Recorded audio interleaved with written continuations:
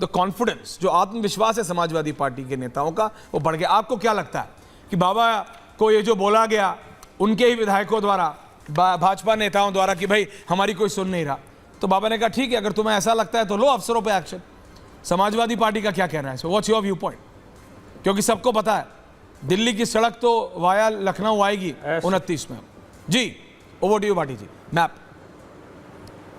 ऐश्वर्य जी, मेरे और आपके जो प्रिय शायर हैं दीक्षित दनकौरी, उन्हीं के एक शेर से शुरुआत। हाँ, बहुत दिनों से नहीं करा आपने। कि जिससे दब जाएं कराहें घर की, जिससे दब जाएं कराहें घर की, कुछ ना कुछ शोर मचाए रही है।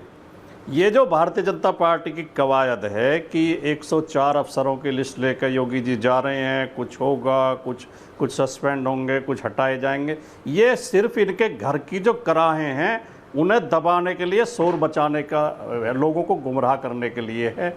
अब आप एक बात बताइए कि अगर 104 अधिकारी उत्तर प्रदेश में ऐसे थे जिनकी शिकायतें हैं और जिन्हें योग्य नहीं माना जा रहा, तो उत्तर प्रदेश के हालात क्या होंगे, जनता का क्या काम हो रहे होंगे। योगी जी की नींद तब खुलती है जब उन्हें हटाने की बातें चलती हैं, वरना ये तब आगे भी बने रहते। दूसरी बात, जो सच्चाई है, जो असली तस्वीर है, समाजवादी पार्टी की जीत उत्तर प्रदेश में लोकसभा चुनाव में, या भारतीय जनता पार्टी की हार, या इनका वोट कम होना, इनकी सीटें कम होना, केवल इतनी छोटी सी बात नहीं है कि कोई एक दो अधिकारी की शिकायत है या प्रशासन की शिकायत है।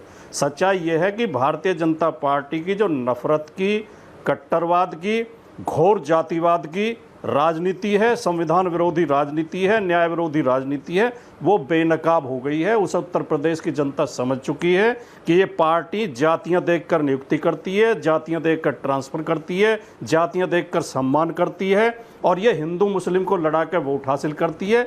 ये इनकी नीतियां जनता के सामने बेनकाब हो गई हैं। इसलिए अब ये दोबारा इनके झांसे में, इनके बहकावे में उत्तर प्रदेश की जनता आने वाली नहीं है। जहां तक आपने बात की ओवर कॉन्फिडेंस और चाल ढाल, और एक जो दिखाई दे रहा है कि एक आत्मविश्वास, देखिए हमारे पास तो जब 5 सीटें थी लोकसभा में, विधानसभा में 47 सीटें थी, हमारे नेता के चेहरे पर तब भी आपने मुस्कुराहट ही देखी होगी और कॉन्फिडेंस देखा होगा, आत्मविश्वास देखा होगा। हमारे नेता ने या हमारी पार्टी ने उस समय भी कभी घटिया बातें नहीं की, कोई ऐसी बातें नहीं की समाज को तोड़ने वाली या करने वाली। लेकिन जो अब के हालात हैं, मैं थोड़ा सा समय और मुझे दें कृपया, मैं थोड़ा सा समय और दें। बोलिए बोलिए। जो आज के हालात हैं, हाँ। हालात ये है कि जब लोकसभा चुनाव के बाद जब समीक्षा के लिए योगी आदित्यनाथ मीटिंग बुलाते हैं, तो उसमें दोनों उप मुख्यमंत्री शामिल नहीं होते, और दोनों उप मुख्यमंत्री जब बीजेपी के कार्यालय में मीटिंग रखते हैं कोर ग्रुप की, तो उसमें मुख्यमंत्री शामिल नहीं होते। जब योगी आदित्यनाथ लखनऊ में मीटिंग करते हैं तो उप मुख्यमंत्री दिल्ली दौड़ आते हैं। इनके बीच में जो मतभेद चल रहे हैं, जो लड़ाई चल रही है, वो पूरे प्रदेश में पता है। 2-3 उदाहरण देना चाहता हूं। वीर बहादुर सिंह जी के बेटे हैं, फतेह बहादुर 7 बार के विधायक हैं। हाँ। वो कह रहे हैं मुझे प्रशासन से जान का खतरा है, प्रशासन मेरी हत्या कराना चाहता है। दूसरे इनके चौरी चौरा के एमएलए हैं श्रवण निषाद, हाँ। वो प्रशासन पर आरोप उन्होंने भी लगाया कि मुझे मरवाना चाहता है प्रशासन। मछली शहर के इनके बरेली के नगर उपाध्यक्ष प्रदीप अग्रवाल, वो कह रहे हैं मेरी प्रशासन नहीं सुन रहा है, अगर नहीं सुनवाई होगी मैं हिंदू धर्म छोड़ के मुसलमान बन जाऊंगा, इस्लाम धर्म अपना लूंगा। मोती सिंह इनके बहुत वरिष्ठ नेता हैं, कैबिनेट मिनिस्टर रहे हैं, वो कह रहे हैं मैंने अपने 45 साल के राजनीतिक जीवन में इतना भ्रष्टाचार नहीं देखा जितना योगी जी के शासन में अब देख रहा हूं। रमेश मिश्र विधायक कह रहे हैं बीजेपी 27 में चुनाव नहीं जीत पाएगी। संजय निषाद क्या कह रहे हैं, इनके सहयोगी संजय निषाद कह रहे हैं शुक्ला जी सुन रहे हैं ना, तो सीट कहां से आएंगी, वोट कहां से मिलेंगी जी। और इनके जो अनुप्रिया पटेल हैं, इनकी सहयोगी हैं, हाँ। केंद्र में मंत्री हैं, उन्होंने प्रधानमंत्री को पत्र लिख के कहा है कि योगी जी उत्तर प्रदेश में ओबीसी और एससी को सरकारी नौकरी में भर्ती होने से रोक रहे हैं, एनएफएस लगाकर उन्हें भर्ती होने से रोका जा रहा है, पॉइंट को खत्म किया जाए। प्रेम शुक्ला जी, जो समाजवादी पार्टी के प्रवक्ता ऑफिशियल स्टेटमेंट्स बोल रहे हैं बीजेपी के नेताओं की, ओनली 1 वर्सेस 1। दीपक जी आ रहा हूं, 2 मिनट दीजिए। वो कोई अपने मन गढ़ंत नहीं, ये ऑफिशियल प्रतिक्रियाएं हैं भाजपा नेताओं की। सर देखिए, भाजपा नेता अगर ऐसी प्रतिक्रिया देंगे तो समाजवादी प्रवक्ता तो उसको डंके की चोट पे बोलेंगे, लाउड स्पीकर लगा के बोलेंगे। एम्बैरेसिंग आपके लिए हो रहा है। प्रेम शुक्ला जी। नहीं, आदरणीय भाटी जी ने कहा कि हमारे यहाँ तो तब भी मुस्कुरा रहे थे अखिलेश जी जब हार गए थे। नहीं, उनको छोड़िए, तब इन भी नेताओं के मुस्कुरा बारे रहे में थे बोलिए। जब अपने अब्बा हुजूर का माइक छीन लिया था उन्होंने। नहीं, भाई आप मैं पॉइंट बता पर रहा हूँ, रहिए ना। नेताओं का बता रहा हूँ, जब अब्बा हुजूर का माइक छीन कर पार्टी पर, मैं पॉइंट पर हूँ भाई। सर भाई उनकी पार्टी का बता रहे थे ना, वो मेरी पार्टी थी, उनकी पार्टी का बता दूं मैं। अब्बा हुजूर का माइक छीन ले रहे थे, अपने जिन पिताजी ने उनको मुख्यमंत्री के पद पर बैठाया उनको अपमानित करके माइक छीनकर पार्टी पर कब्जा कर लिया था। ये तो अनुशासन था।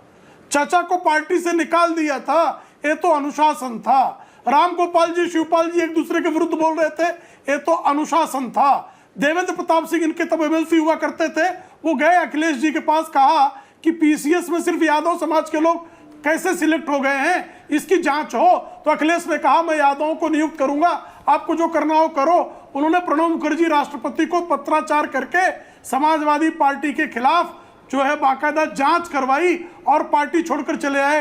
ये तो अनुशासन था, ये जातिवाद थोड़े था, ये तो न्यायप्रियता थी। अनिल यादव यूपीएससी, इनके यूपीपीएससी के चेयरमैन थे, उनके खिलाफ हाईकोर्ट को कहना पड़ा कि भाई आपने किसको बना दिया है, क्या हो रहा है यूपीपीएससी में।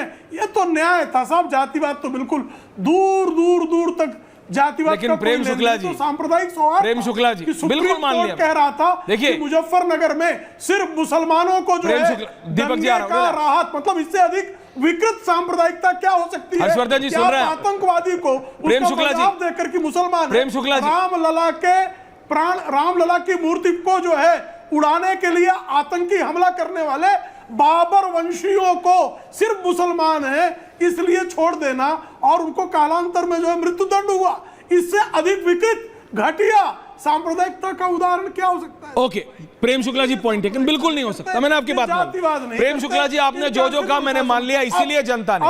प्रेम शुक्ला जी, प्रेम शुक्ला जी, प्रेम शुक्ला जी, प्रेम शुक्ला जी, आपने जो जो कहा बिल्कुल मान लिया, इसीलिए उत्तर प्रदेश की जनता ने पिछले 2 इलेक्शन में बाबा को जिताया, बीजेपी को जिताया। अब मैं पूछ रहा हूं, आपके जो विधायकों ने कहा उस पर भी तो बोलेंगे। 14, 17, 19, 22। जी जी बिल्कुल, उसका जवाब नहीं है इनके पास, उसका जवाब नहीं दे पाएंगे। जी ने शाम में बयान दिया कि हम जीतेंगे ही जीतेंगे और सपा के लोग जो है सपना देखना बंद कर दें। मोती सिंह ने भी इसको स्पष्ट किया, मोती सिंह जिनको ये कोट कर रहे हैं, नंदलाल गुर्जर भी यही कोट कर रहे हैं, जिनको ये कोट कर रहे हैं सबका एक आधा स्टेटमेंट कोट कर रहे हैं। Okay Prem Shukla ji, point taken, ठीक है। शिवपाल जी को कोट कर रहा हूं, पूरा कर रहा हूं। रामगोपाल को कोट कर रहा हूं, पूरा कर रहा हूं। मुलायम सिंह यादव जी के साथ हुई बदतमीजी को कोट कर रहा हूं, पूरा कोट कर रहा हूं। मैं दंगे कोट कर रहा हूं, पूरा कोट कर रहा हूं। मैं सुप्रीम कोर्ट का ऑर्डर कोट कर रहा हूं, पूरा कोट कर रहा हूं। मैं ये आतंकवादी को मजहब के आधार पर छोड़ने को कोट कर रहा हूं, पूरा कोट कर रहा हूं। ये काट पीट कर कुछ परोसना चाहते हैं।